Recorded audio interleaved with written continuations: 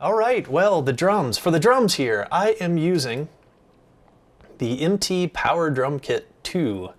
This is a totally free VST. You can download it for free. You can see just by looking at it, it's borrowing very heavily from EZdrummer. It functions in a very similar way to EZdrummer. I don't have monitoring turned on it right now, so as I tap the kit pieces, you don't actually hear it, but that's okay. But there's one thing that I like to do when I mix drums, and I won't go into too much detail here. Matter of fact, I'm probably just going to skip over this part.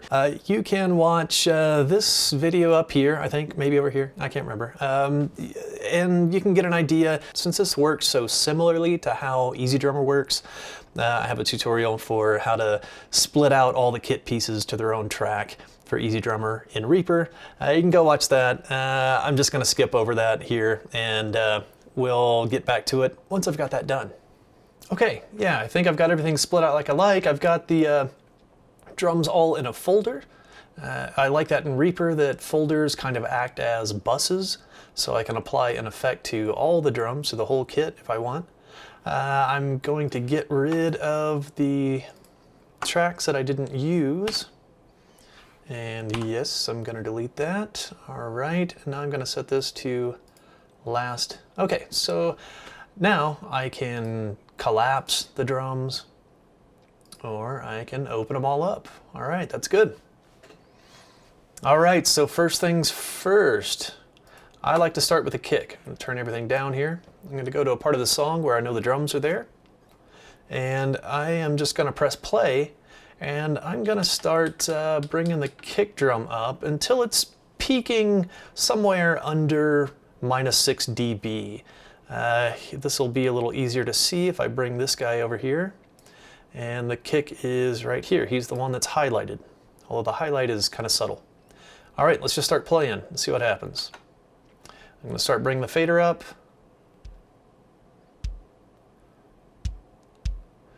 And this is one of the few times I'm actually watching the faders. Most of the rest of this process, I am listening for how things sound. But this, for setting the kick and the snare, I'm actually going to watch the meter. I just want to make sure it's peaking somewhere under -6. That'll give us plenty of headroom to play with. Things are going to get louder as we start adding more. And actually, you know what? I'm going to maybe have it peak around, let's have it peak a little lower than that. Let's reset our peak indicator. So he's peaking -9.9, so about -10. You know, for our purposes, that's going to do. And I'm sorry if this is too quiet. All right, so yeah, so he's peaking at about -10 or so. I think that's probably okay. This may be a little too small for you to see, but right about where my mouse cursor is showing us where we're peaking. Maybe I can goose it just a little bit more than that, so.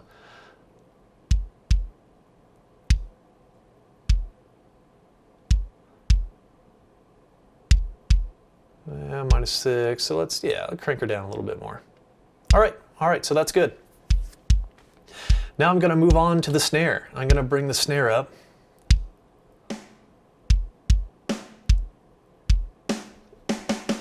And actually, I'm going to stop here. I'm going to create a selection here. And then I'm going to turn on loop. So it's just going to keep looping this selection so I don't have to keep pressing play. All right, so I'm going to keep bringing the snare up.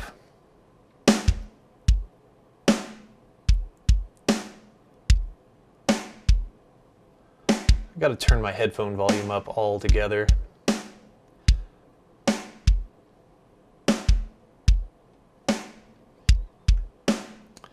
There we go. Now I can kind of feel it a little bit.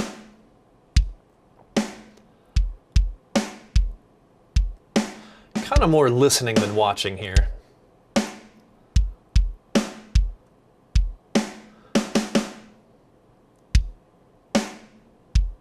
All right, that's not bad. Maybe a little too much snare, but all right. So that snare's peaking at about -4. That is a little hot for me. Let's just roll with it for right now. All right, now let's, I don't have a hi-hat. I don't have a hi-hat in this recording because I can't get this MT Power drum to recognize the hi-hat from my drum kit, from my electronic drum kit. So no matter what I did, I couldn't train it to learn that MIDI note no matter what. So I just used a ride cymbal for the whole thing. So that's why there's a lot of ride in this one. So I'm not even gonna worry about setting the fader for the hi-hat since there's nothing on that channel. Let's move on to the toms. Let me find a place in the song where there are some toms to actually listen to. I'll create a selection there, which I think is about right here. And yeah, let's just listen to that selection as we bring up the fader for the toms. Yeah, we're on it.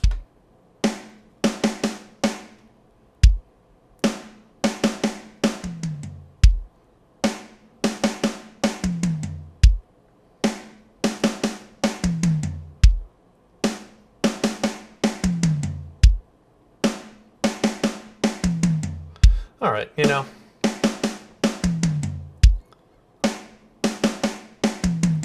Okay, yeah, you know, that sounds fairly even. I just kind of like to get the toms to where they don't sound way quieter than the snare or way louder than the snare. Get them to where that sounds in the same neighborhood as the snare drum. All right, let's give it one more listen.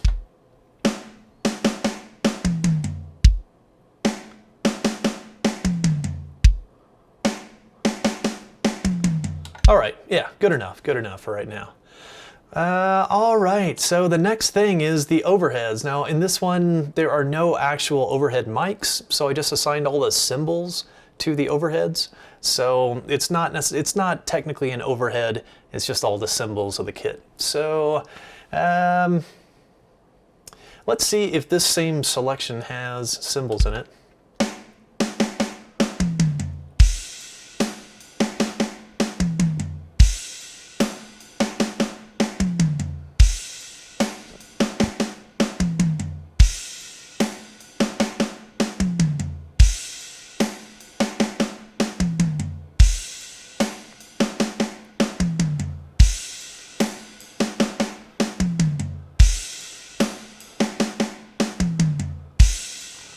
Okay. Yeah, not bad. You know, that's you just want them to where they're kind of riding on top of everything. They kind of have, the cymbals have that high frequency range almost to themselves, so they don't really conflict too much. So I think that maybe a little too loud. Yeah, it's about good. All right, cool. All right, well, that's the drums. All right. All right, one thing that I know that I'm going to want to do, and let me turn off loop here, and we'll start from where the drums come in, and I'll watch the master meter here, and let's see what we're looking like here.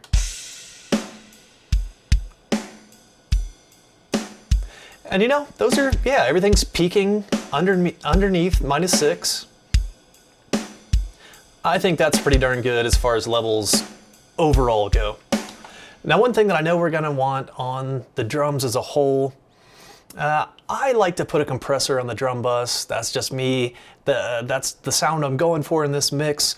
I just kind of want it to sound a little more, I don't know, in your face, I guess. Even though this is kind of a ballad, kind of a power ballad, I guess. So some good drums in here. So let me find the drum folder, which is this guy here. And I want to add an insert. I'll just click up here. And let's use a free compressor. Let's use the compressor that comes with Reaper. So let's just type comp, and it's called a RIA comp. It's a stereo in, stereo out. So that'll work well with our drum bus here, our drum folder. It's a stereo folder, so we wanna, if we're gonna put any effect on here, we don't want that effect to collapse it all to mono. So we want to use a stereo effect. So let's have a listen here. Okay, before I even get started listening, just so I don't have to talk over the drums, I know that I'm going to want a pretty fast attack, and attack set to 3 milliseconds. It goes all the way down to 0. Wow. Let's, you know, maybe a millisecond. Yeah, I don't know. I'm just going for ballpark since I'm not listening right now. Now the release, I know I'm going to want a super fast release just to keep that kind of aggressive sound to it, so I'll just dial the release down. As a starting point for a ratio, I'm going to go pretty aggressive here. I'm going to go like 8:1. Yeah, 8:1, 10:1, which is a pretty aggressive ratio, but that's what I'm going for. Low pass, I don't want. High pass, you know what? I think I'm going to set that high pass filter to about 80 hertz because I don't want the kick drum to dictate when we clamp down, when the compressor clamps down. I want the whole kit to participate in this instead of just the kick. So we'll put an 80 hertz high pass on there, 8:1, fast attack, fast release. Let's just have a listen. Right now it's not going to do anything because the ratio is really high. I'm going to start dialing down the ratio until I kind of get what I want.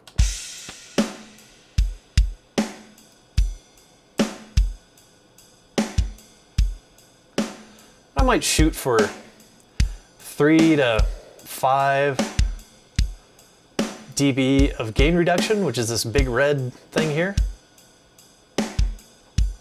And really, that's not enough. Let's shoot for maybe 8. Oh, too much, too much.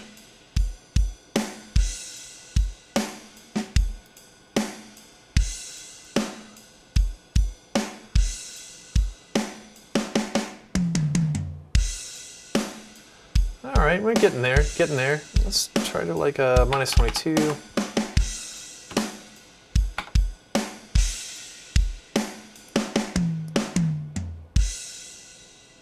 Okay, okay, yeah, that's...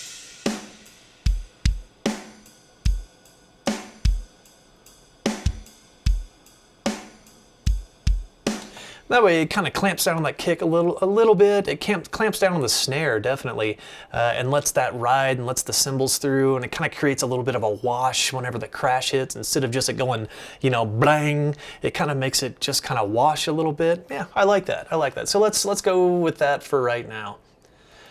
All right, well, I guess that's everything for the drums as just kind of a first pass through.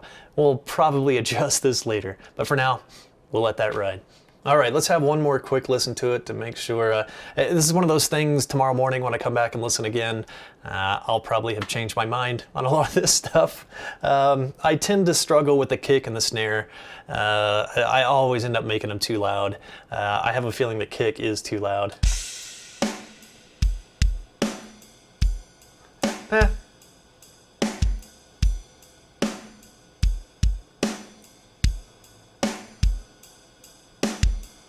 All right, I can live with that. I can live with that for now. That's gonna make a good foundation to build up our mix on, all right? All right, well, next we'll move on to the bass guitar.